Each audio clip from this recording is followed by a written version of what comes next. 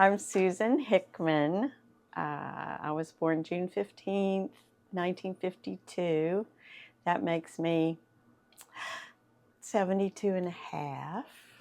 So that's where I am on the life spectrum. I was born in Griffin, Georgia. My parents were Charles, everybody called him Charlie, and Catherine Pitts. People called Mama Cat. My uncle Red called her Stinky. I have no idea why. She never would tell us why he called her Stinky. So that's buried with her, and nobody will ever find out. And one thing I'm really proud of, my daddy's mother, her name was Susie Annie Lula McLean, married name Pitts. And she was born in 1878 and lived to be 99. And I always, in the room, was the person with the oldest grandmother. You know, so when you're in college and you say, "Oh, my grandmother, oh yeah, she was born in 1878," the room just stopped, and they were like, "How old are you?" Your grandmother is in the 19th century, but I was always proud of that. I grew up in the Baptist church in Griffin, and I had this dream to be a ballet dancer. And my daddy, for whatever reason, was adamant that I take piano lessons first. There's no way you're going to take ballet until you know how to play the piano. And he never explained why that was. So I torturously spent about 5 years practicing the piano. And every now and then I'd say, "Is that good enough? Can I quit now and take ballet?" And he was like, "No, not yet." I don't know what that was.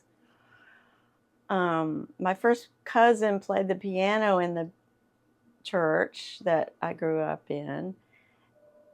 And maybe he had some dream that I would take over for her, which I had no interest in doing.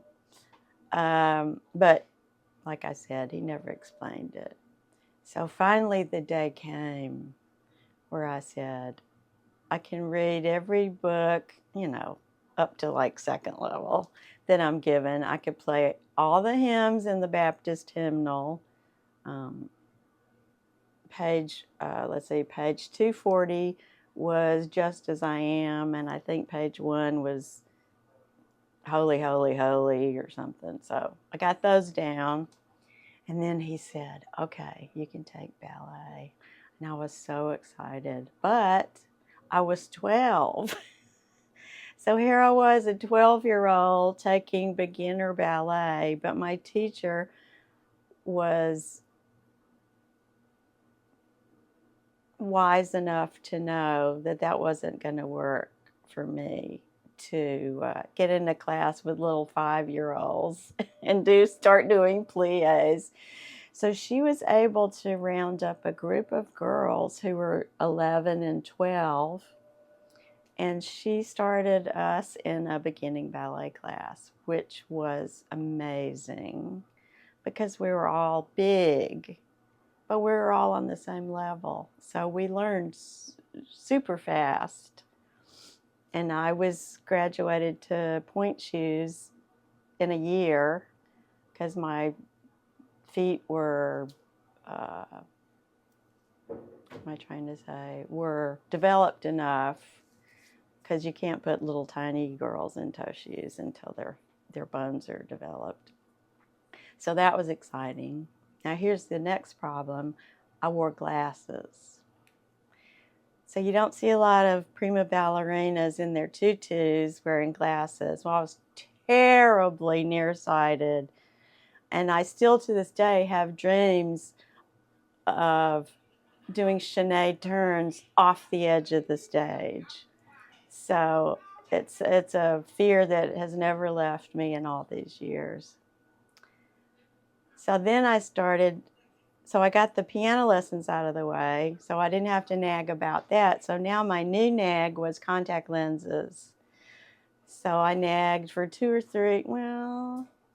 I nagged about 3 years until I got my contact lenses. So that worked out really well. So thus I don't want my husband to hear this now, but my strategic learning of nagging came at a very early age. So I danced in the ballet company in Griffin, Georgia, and we were actually pretty good, if I do say so. And while other girls were going to cheerleading practice and whatever, I don't even know what the other girls did really. I was going to ballet 3 times a week, and that was my extracurricular. And I know my mother didn't drive for whatever reason, so my daddy he was the chief accountant at Dundee Mills, so he had a little leeway, so he could say, oh, I'm going to go take my daughter to ballet, and then he'd go back to work at his office, and then he'd pick me up, very devoted. And it never once occurred to me, of course, at that age, like, wow, he's getting off work to take me to ballet. Kids don't think in those terms, I don't think. It's all about me, me, me. So I kept dancing, and I had solos, and it was exciting. And our teacher had been a professional dancer in Canada and in the U.S., so she was pretty sophisticated. So she would take us to conferences all around the Southeast. And one of my favorite memories was we took a master class with Robert Joffrey, and this would have been in the late 60s. And his company was world famous. He was up there, Robert Joffrey was up there with New York City Ballet. And so Joffrey was giving a master class, and so we were all nervous. I mean, ugh. It's like a legend was going to be teaching the class. So we were kind of shaking in our ballet shoes, and he walked around. And I just remember we were doing releves and extending our legs and développés, and he walked by and he touched my knee and he said, "Good job." Oh, wow. Robert Joffrey touched my knee. It was so exciting. So that was a fun memory when I was be a junior in high school then. And then I auditioned for North Carolina School of the Arts, their ballet program. So Daddy drove me to Winston-Salem, just the two of us. We stayed in a hotel, and I had an audition. And then, of course, you go home. You don't know what's going on. You never hear. And then in the meantime, I got a scholarship from Dundee Mills, the company Daddy worked for, to study whatever I wanted at the University of Georgia. So that I had a 4-year scholarship. Well, they didn't have a dance program, but they had a theater program. And I'd done little church plays growing up, and I thought I was pretty funny. And people told me I was funny, and they laughed when I talked.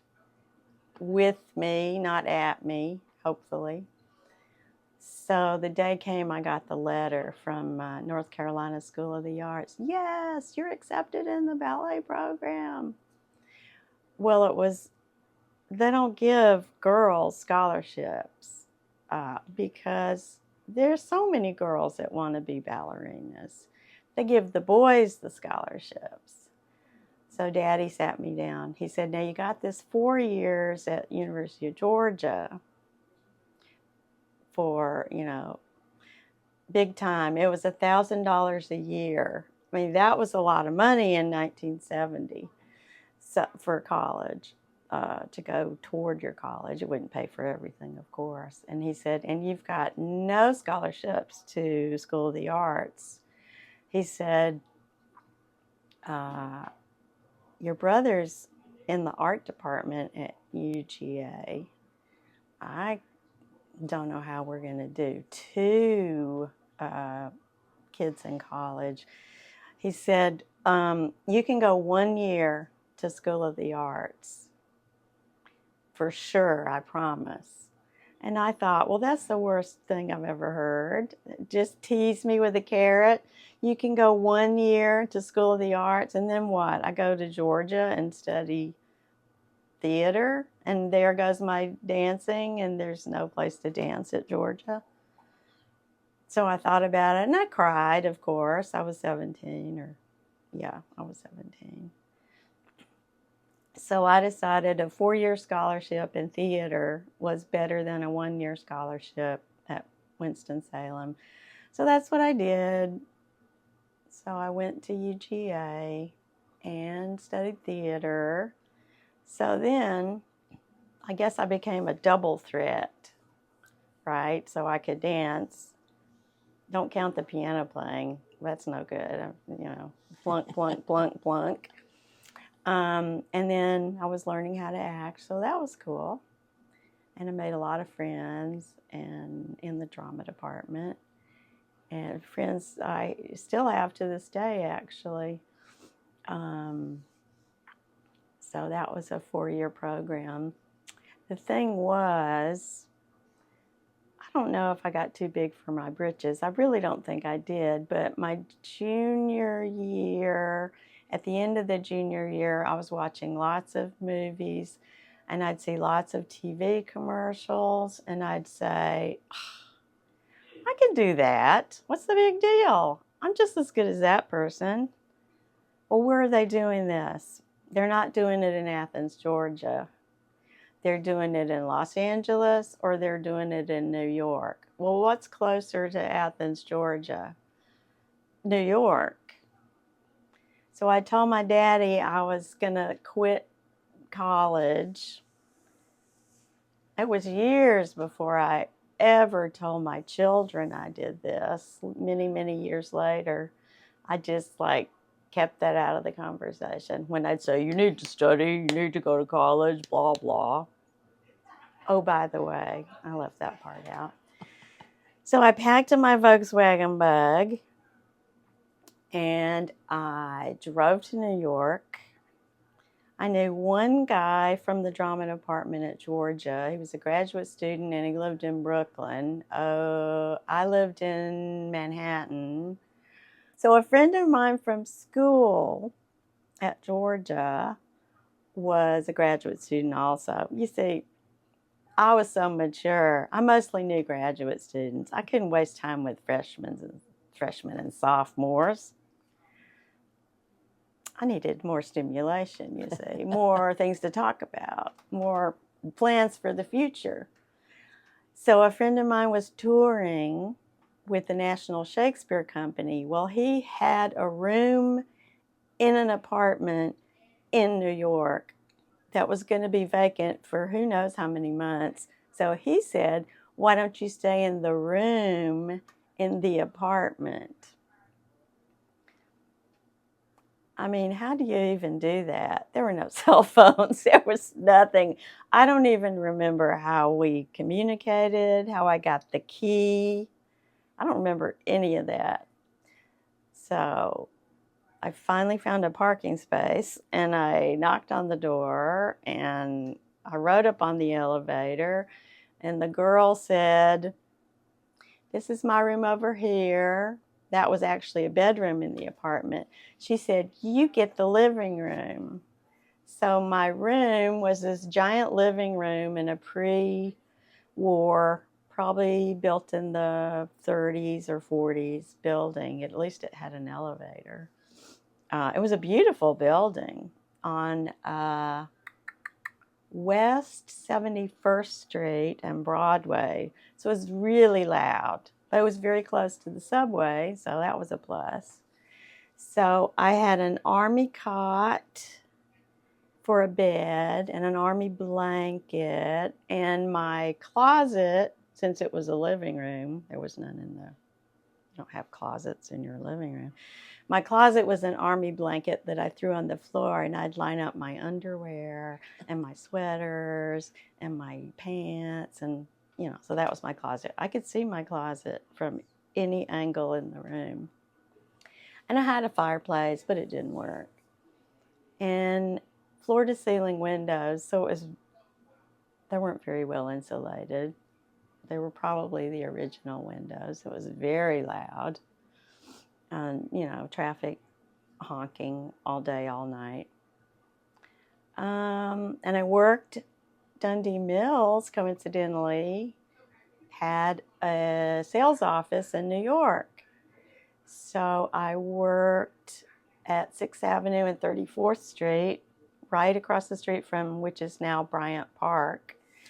Then it was kind of a druggy, you don't go on Bryant Park place. But now I hear that it's quite a gathering place and they have concerts, but not in 1974. So I worked at the switchboard when the switchboard operator went to lunch, which was the old-timey, Dundee Mills, may I help you? Yes, please hold. I was terrified. I didn't know how to do that because mainly I filed paperwork for who bought towels or whatever. But it was kind of fun. That was pre-Lily Tomlin. One ringy dingy. I didn't know to say that. And then I would take acting classes at night and take the subway. I just had to learn all how to do that by myself since I didn't know anybody in New York. I think I went to see my friend in Brooklyn once on the train, but so then it was pretty lonely existence. And it was one of those old apartments that had a bathtub in the kitchen, which was always very weird. I honestly don't remember ever taking a bath in that apartment. There was a shower somewhere else, so I certainly wasn't going to take a tub bath while somebody was making soup or whatever, or eating their bagel in the morning. Hi, how's your night? And then my acting class did what they call showcases. So they'll do a play, and then the head of the acting class would invite agents to come and see the performance. So I did a play called Dylan, based on the life of Dylan Thomas, the poet and writer from Wales. And I remember it was very well received. We had lots of good audiences. And then, however it happened, I had a couple of agents interested, and they called me, and I went into interviews, and they said, oh, and I had a tiny part, but it was one of those cameos that kind of stuck out. So very energetic. It was kind of a memorable part that you just go, oh, that was a burst of energy, very cool. And then you go and nobody ever sees you again, and it didn't matter because in the curtain call it was like, oh, that was fun. She was fun. So based on that little performance, I got my commercial agent. So they were sending me out. In those days, you'd go out sometimes 3, 4, 5 times a day for auditions. Nowadays, I hear it's very sparse. It's like a couple of times a week you might go out. But then it was just like boom, boom, boom, so busy. And you'd have to, once you leave your apartment, that's it. You've got to take all your stuff because you're on the subway going back and forth. So busy. So you'll be going for a new mom.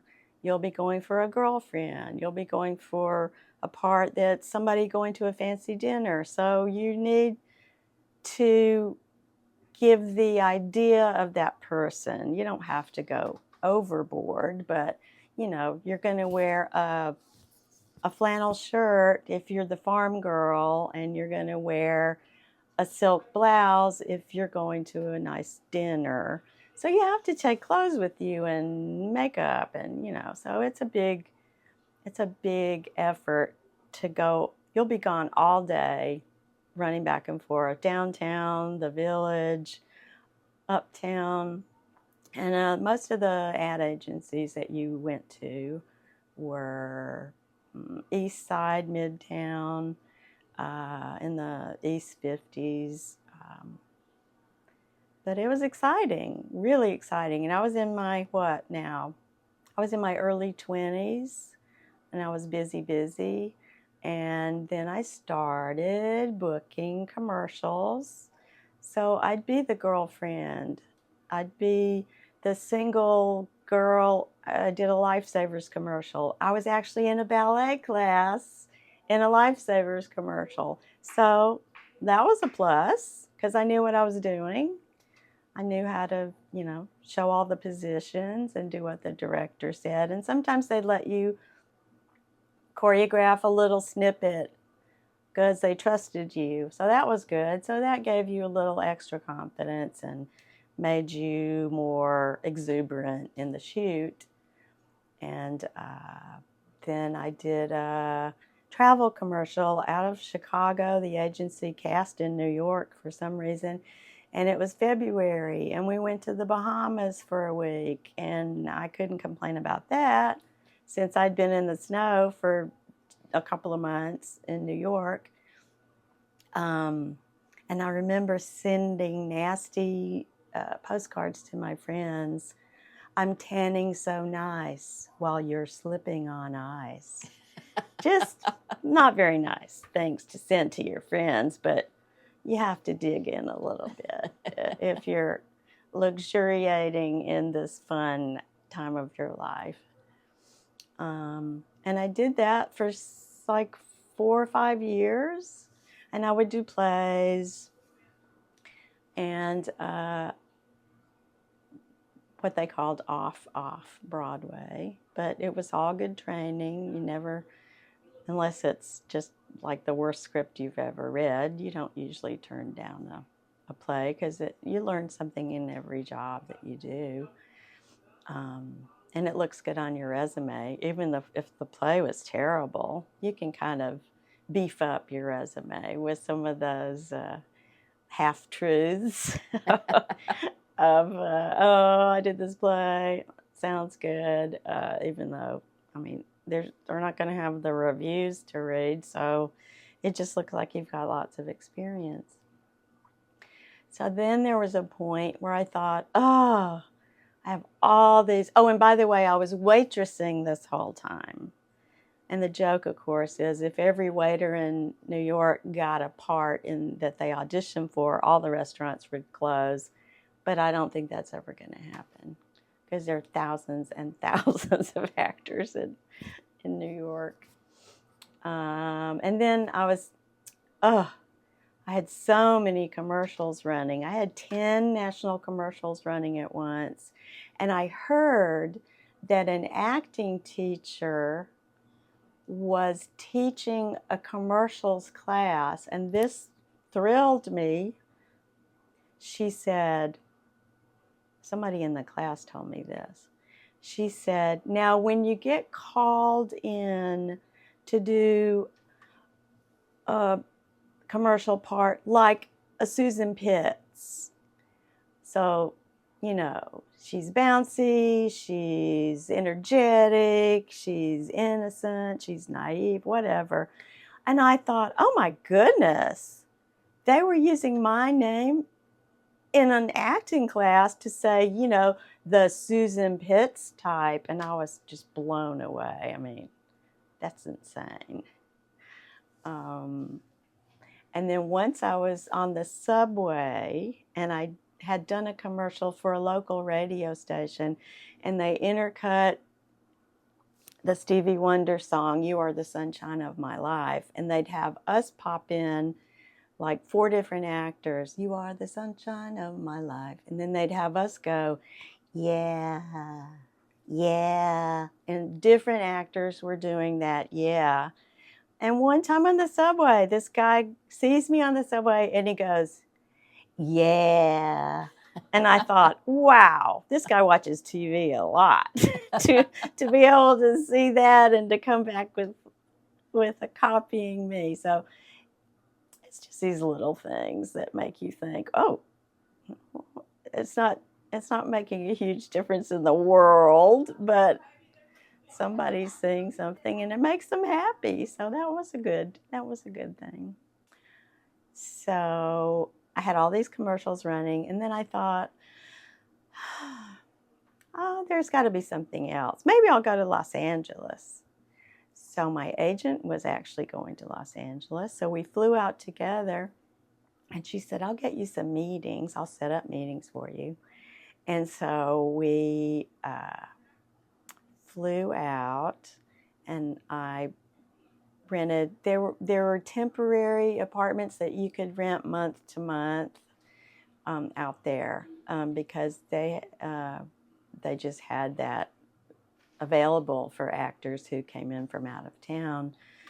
So you could rent it on a very short-term basis, and it was pretty easy at that point because my resume was fat, and I went to a meeting, and it was during Miami Vice days, and so Don Johnson's agent was interested. If any of you ever watched Miami Vice, and I thought, ooh, Don Johnson's agent. Okay, so I signed with them.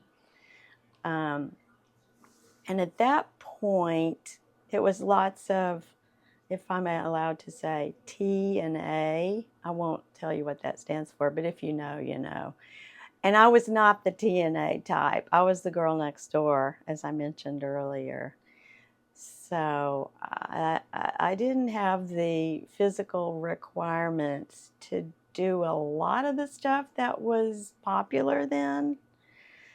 So then I started focusing on voiceovers, and I would take classes about how to do cartoon voices, and you'd learn the business of voiceovers and how you don't really want, like I'll hear a voice and I'll think, oh, that guy has a good announcer voice, but that's probably all he has. It's just a straight, impressive baritone kind of voice, you know, that you'll hear in narrations a lot if you're watching a documentary. But that was not me. I was not the narrator voice. And over the years, since I've been in Mississippi for 10 years, I'm sure that I've fallen into my old hints of southernness as I've been here. And I'm not trying not to be southern sounding, but when you're in New York and Los Angeles, you generally just have a straight American accent with nothing. And then if the directors want you to be Southern or be Boston or be New York, then you can throw that in. I just did a play in Oxford called Marriage Counseling, where I was the wife of a man who was, we were both in counseling because we were not getting along. And so it was very New York. And I said, darling, you're driving me crazy. But generally, I don't talk like that in New Albany. And there was actually an actor. It was a 10-minute play festival, the 25th annual. And one of the actors in another one of the plays came up to me and we were talking and she said, "Oh my gosh, you don't talk like that character in the play. This is your voice?" And I said, yeah. I said, "It's called acting." And she's like, "I know, but I thought that was your voice." So I thought, well, that faked her out. So that was pretty cool. I don't know. So I could see I wasn't back in Los Angeles. This was 1981. I could see I wasn't going to be getting a lot of the curvaceous roles because other women could clearly beat me out of that without much trouble. But I could do voiceovers and looping. Looping is when you see, for example, you have a restaurant scene, and the two stars are talking to each other in the front of the screen.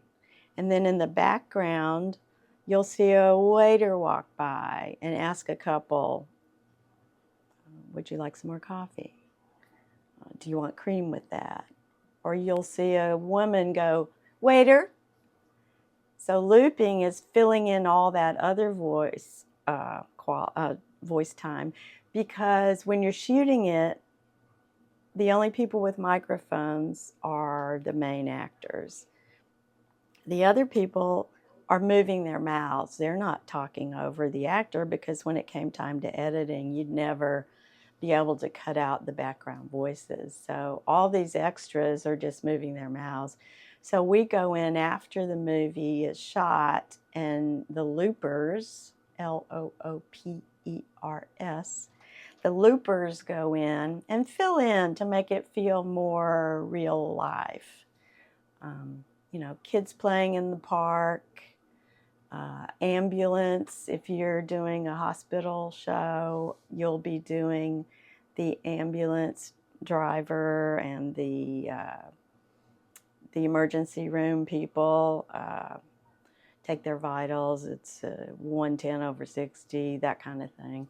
So that's all done after the movie shot. So I did a lot of work on those shows. In 1982, I went to a party that I didn't really want to go to because my hair was dirty, and my roommate came home and she's like, "I'm going to this party. I don't want to go by myself. Will you go with me?" And I said, "It's Friday night." Maybe it was Saturday. No, it was Friday night. And I said, "I'd have to wash my hair. It's really greasy." And I was watching TV, and she said, "I don't want to go by myself, period. I did you a favor last week. Now you owe me one." And I'm like, oh, crud.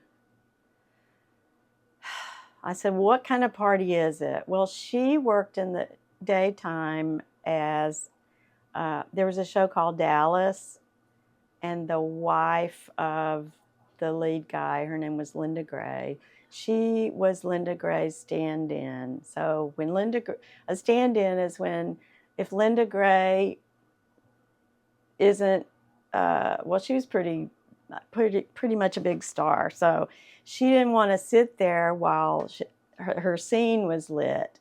So the stand-in sits here while the cinematographer, the cameraman, lights the room, does all the adjustments. So the stand-in sits there instead of the star and gets all the light gauges set. And then when they're ready to shoot, the stand-in gets up, the star sits down, and then they proceed with the scene. So she was Linda Gray's stand-in on Dallas. And she said, "I don't know, some people on Dallas are having this party. Do you want to go?" And I was like, "No." But I washed my hair anyway. We went to the party.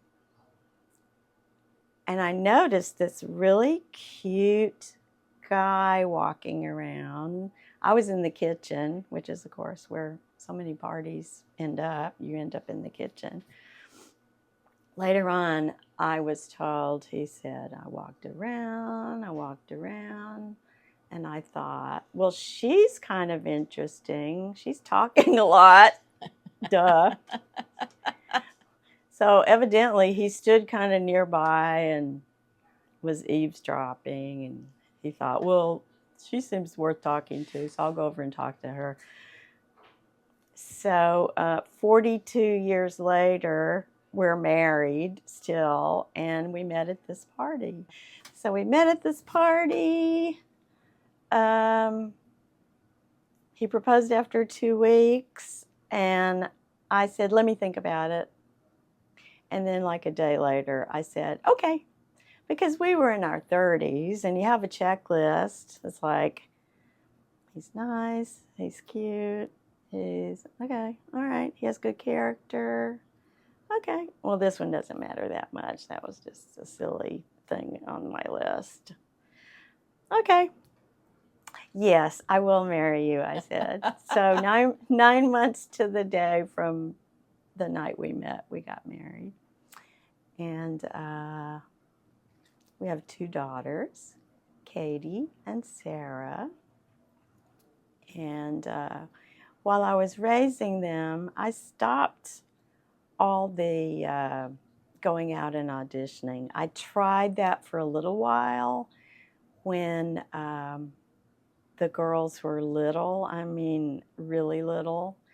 But I'd have a 3-year-old in the car with me and a newborn in the back in the car seat. And it would be dinner time, and I would be headed back from an audition, and the baby was hungry, and you can imagine, and screaming, feed me, just horrible screaming, crying, I'm starving, you're a terrible mother. Inferred, not spoken, because obviously she's a baby. But I felt so much guilt. I just couldn't do it. And I said, I can't audition anymore. I have to stop. So I went several years, stay-at-home mom, which I loved. And as the girls got older, I mostly went back to the voiceover stuff. And I would do cartoons. I did some Japanese anime. Friends of mine. The thing about doing voiceovers and looping is you don't really audition for that stuff. It's who you know, who knows you. A producer will call and say, are you free to do this Japanese? So they wanted to dub it into English. So we would go in. You wouldn't even have, I mean, of course we did. You could wear your pajamas, but we never did because it's only a microphone and you and several other people. And you're doing improv, or oftentimes it's scripted. It just depends on the project. I mean, once I had to do a 3-minute phone call. You're a college student, you want money from your dad, action. But Daddy, I know I was irresponsible last month, but I promise, I'll do what, yes, well, no, I lost that job, but I promise I'll get another part-time job. I do. Daddy, please, just this one more month, please, can't you just, thank you, Daddy. I love you. Stuff like that, where you don't know what you're going to do. You don't know what you're going to say. They just point at you and say, give me 2 minutes of begging your daddy for money. And you just have to go. And it's kind of scary sometimes. Especially I found the medical stuff scary. So we'd have notebooks. It'd be like, ER, and you'd see like what the disease is. Sometimes you'd get a heads up of what the show's going to be about, and sometimes you wouldn't. It'd be like, bring your notebook, because it's going to be medical. You don't know if there's a baby delivery or it's somebody got hit by a bus. So you just have to kind of be prepared. And some people were so much better at medical than I was. So I'd kind of stand in the back of the room and hope nobody noticed. But that was a fun, very creative, I think, thing, because you just have to be on your toes. And I did a Dolly Parton movie looping, and I had the upper hand on that one because we had to sing Christmas carols, and 90% of the actors were Jewish. And so I ended up teaching many, many Christmas carols to my Jewish co-actors. And it sounds weird, but you'd have to teach "O Come All Ye Faithful." Of course, we all grew up singing "O Come All Ye Faithful" or "God Rest Ye Merry Gentlemen." But these people are like, now how does it go? They knew "Fa la la la la" because that's not a Christian song.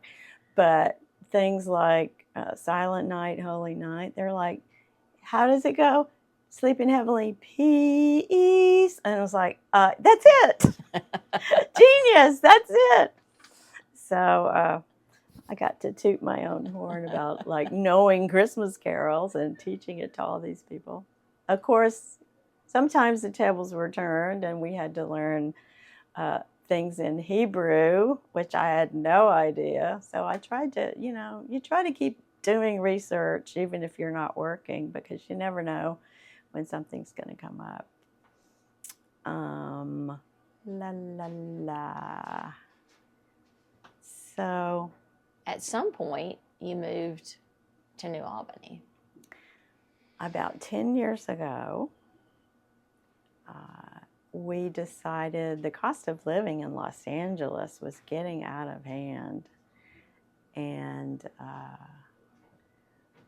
Hudson, my husband, would still be able to work because it looked like a friend of ours who was also starting to produce was going to move, or he was actually already had moved to Oxford. And so, old friend, he'd been in our wedding. Hudson was in his wedding. It had been many, many years. The man was a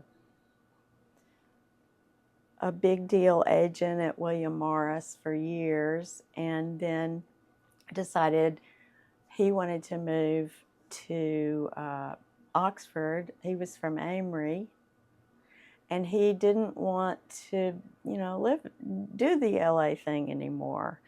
And we decided we could, or Hudson could do work here and also go back and forth as needed to Los Angeles. So it just time-wise worked out beautifully. We did a renovation on a house here in New Albany, and at the same time, our friend in Oxford was putting together projects mainly with Dolly Parton, and so Hudson could do producing. They shot everything in Atlanta except for one thing that they shot at Dollywood in Tennessee. So that was even better because it was a short drive. It's a 5-hour drive to Atlanta. And my brother still lives in Athens. He lives in a little town outside of Athens, Watkinsville. So I could visit him. I could go visit Hudson on the set. And people go, oh, that's so exciting. You can go and visit on the set. Trust me. The first day is fun because you get to see all the people and that you have seen, the people that work on the show, on the movie. And then the second day, it's still fun. That's pretty much it. Otherwise, you're sitting, you can't talk because they're shooting. You can't really see what's going on because you're behind all the equipment, you're behind the camera. you can look at everything on a tiny little monitor about this size, but come on, it's when I say it's kind of boring, I don't think I'm going to go. I'll go and spend the weekend, but they're not even shooting on the weekend usually. So it's like, how come you don't want to go and spend like a month? And I'm like, oh, because I have a dog in New Albany, and I'd much rather play with my friends in New Albany than go on location with him. But it works out. And I got into a little, I don't want to say show and tell, but a friend here, Kelly Coltharp, and I, for a little while, did presentations. She was the farmer, and I was the cook.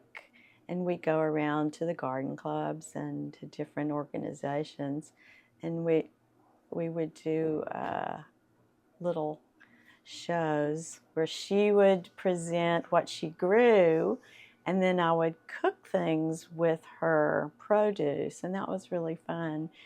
And I know I didn't cook much at home when I was little because my mother was, she was the cook, and I don't even know if I was that interested in cooking at that point. Like all children, you make cookies at Christmas or Valentine's or something like that.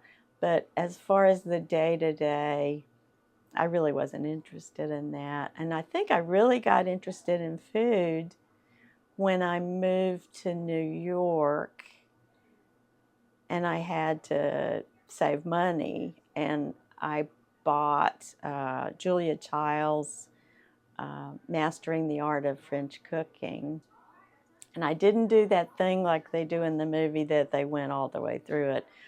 I don't have that kind of patience. I'm a Gemini, and I just go like, which thing do I want to make? I'm not going to go, can you imagine? Because I would not be interested in making foie gras with wild rice. I'm not going to do that. But I was interested in certain aspects of her book, which I loved to cook, and they were so delicious. And then I lived in a studio apartment, tiny, one room and a separate bathroom. But I would have dinner parties and have fun setting the table and making things beautiful and cooking a dish or 10 that people like. So, what are you doing now to keep your creative juices flowing? Good question. I got a call a few years ago. I got a call from a woman who said they were making a William Faulkner documentary, and someone had recommended me. I believe it was Joe Turner Cantu, who used to teach acting at Ole Miss. And he had recommended me to play the part of Faulkner's wife, Estelle. And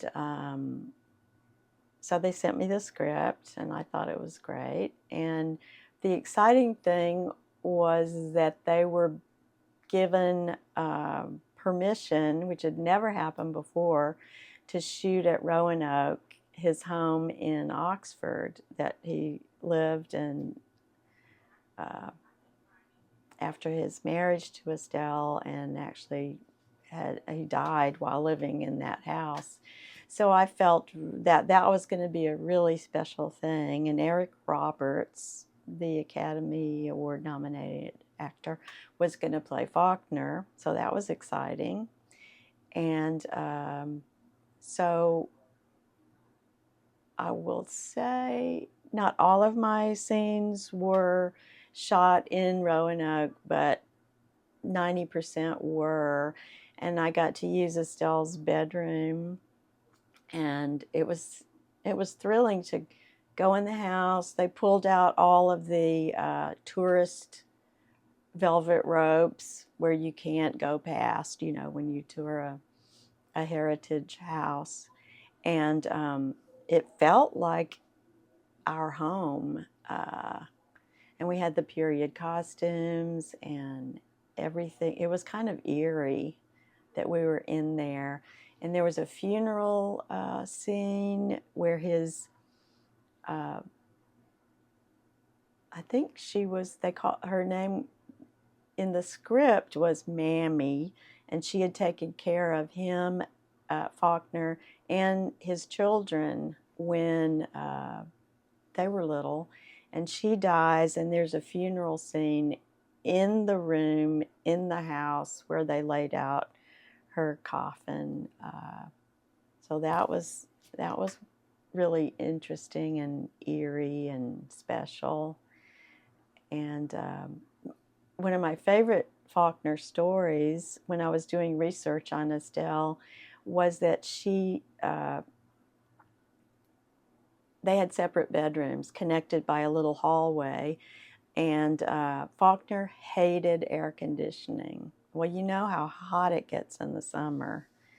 And the bedrooms were upstairs, so it was even hotter. So he never allowed air conditioning while he was alive.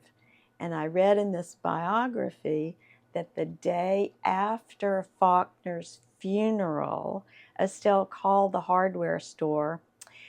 Yes, I would like a window unit air conditioner for my bedroom, please. And it was delivered the day after his funeral. So she was a happy camper in terms of the air conditioning. So that rang true for me. What's the name of that documentary? The Past is Never Dead. And I think the opening is William Faulkner, The Past is Never Dead. But it's doing very well in film festivals around the world, and they're trying to sell it to universities for English programs, because he's still a very well-loved writer, and he traveled all over the world, had a big following, which I didn't even know till I started doing the research in Japan. Huge following. And in the documentary, there are lots of Japanese scholars that are interviewed. So the movie cuts in between real life enactments, which is the thing that Eric Roberts and I do, and interviews with scholars, and there's some animation in there as well. And he was also an artist, and a lot of his drawings are shown in the movie too, which I didn't even know that he was an illustrator before or while he was writing his books. He would illustrate on the side. So multifaceted talent. Like you. Oh, well, thank you. Can it be viewed anywhere, or is it still traveling? It's still on hold in terms of being able to stream it on something. I hope in the next year. But right now, I think they just did a screening in New Orleans, and they did a paid subscription, I think this past Saturday, that you could watch it. I think it was a $10 thing. There was a lecture series, and Faulkner was one of the people that this guy was lecturing on, and you could see it on kind of I don't know, what would you call it? Not Zoom, but a live stream, I guess. Okay. Which they did this past weekend. But always hopeful that they'll sell it. And I was going to be great for New Albany. Just I because, I mean, his birthplace. The awareness. Yeah, because I think a lot of people think he was born in Oxford, which of course he was not. Of course right down not. here, right down the street on the corner. Right behind you. Right behind you. That's right. Yeah. Hey, Bill. Right behind me. And in terms of what else I'm doing right now, I don't have a choir to sing in right now at our church. So I've joined the Oxford Civic Chorus, and we rehearse every Monday night. And we just did a Christmas program, which was absolutely beautiful, if I do say so myself. And there are about 60, 65 voices, and we live streamed the concert. And it was a full house. We had probably 250 people in the audience, and many people came from New Albany to hear the concert in Oxford.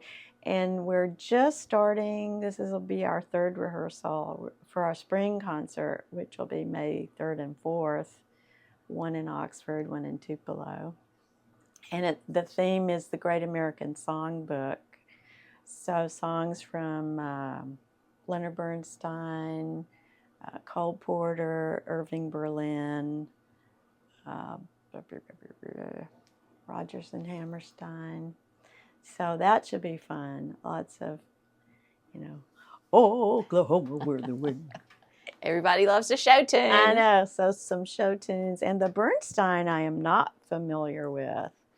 So some new things for us as well.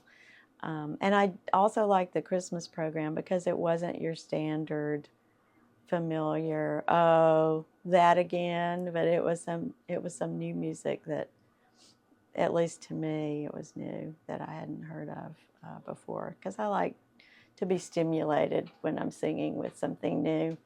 And it's always, sometimes you get chills when you're singing with a group, because the way the parts blend, and especially when it's a minor key. I mean, it's scientifically proven that minor keys will give you chill bumps big time when you're listening to it. And I know for a fact, a friend of mine, he lives in France now, he wrote a song, and I told him the other day, we were speaking on WhatsApp, and I said, Jim, this song called When the Boats Go By, I can almost not listen to it because it's so sad. But there's a part of this song that when you hit the minor, I just have to stand still, and I do get physical chills. And he said, I can hardly stand to listen to that song either. It's so sad. And I don't even know what he was going through when he wrote that. But music is very powerful on your psyche. I agree. A soundtrack on a movie makes it or breaks it. Oh, absolutely. Well, they talk about Bernard Herrmann's score on the Hitchcock films, and they played, when they were shooting the shower scene in Psycho, they played it before the Herrmann score, the ee. Nothing, no reaction. It was just like, okay, she's getting stabbed. All right. I mean, that's kind of creepy, but okay. They play it with the Bernard Herrmann, and people are ducking under the chairs in the theater. It is so unbelievably scary. So you're right. He was a genius. I look forward to seeing what you do next. Me too. I wonder what that will be. Maybe you should start painting. Ooh. My brother's the artist, and I've always been, I always felt less than, because he's so gifted. Well, I could try. Yep. I could try. You should try it. Never say never. Yeah. All the other things you've done. I mean, that's really the next step. I mean, what have you got left? Well, you could write.